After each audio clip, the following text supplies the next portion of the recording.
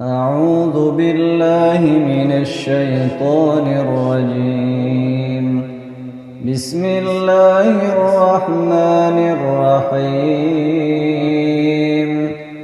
سبحان الذي أسرى بعبده ليلا من المسجد الحرام إلى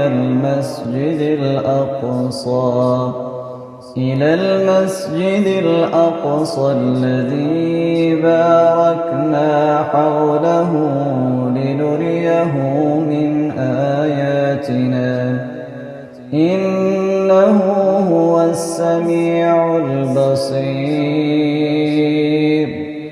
وآتينا موسى الكتاب وجعلناه هدى لبني إسرائيل ألا تتخذوا من دوني وكيلا ذرية من حملنا مع نوح إنه كان عبدا شكورا.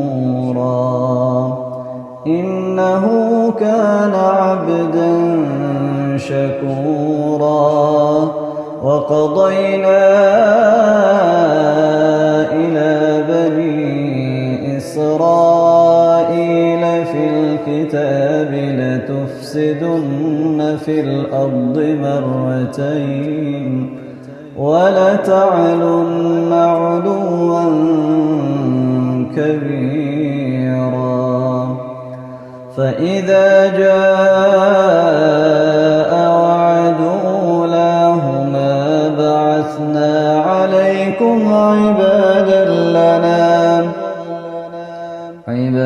لنا أولي بأس شديد فجاسوا خلال الديار وكان وعدا مفعولا.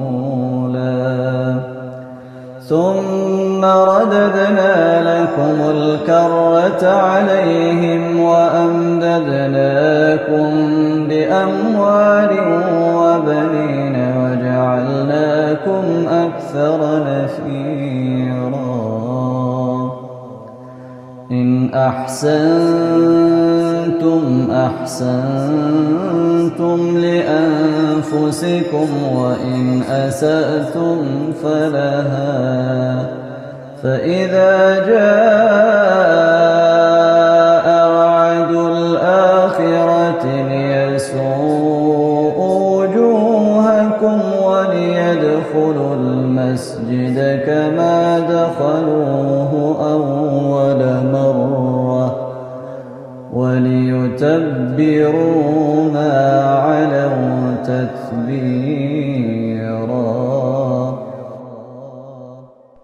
عسى ربكم أن يرحمكم وإن عدتم عدنا وجعلنا جهنم للكافرين حصيرا. إن هذا القرآن يهدي للتي هي أقوم ويبشر المؤمنين الذين يعملون الصالحات أن لهم أجرا كبيرا وأن الذين لا يؤمنون بالآخرة أعتدنا لهم عذابا أليما. ويدعو الإنسان بالشر دعاءه بالخير وكان الإنسان عجولا. وجعلنا الليل والنهار آيتين فمحونا آية الليل وجعلنا آية النهار مبصرة لتبتغوا فضلا من ربكم ولتعلموا عدد السنين حساب وكل شيء فصلناه تفصيلا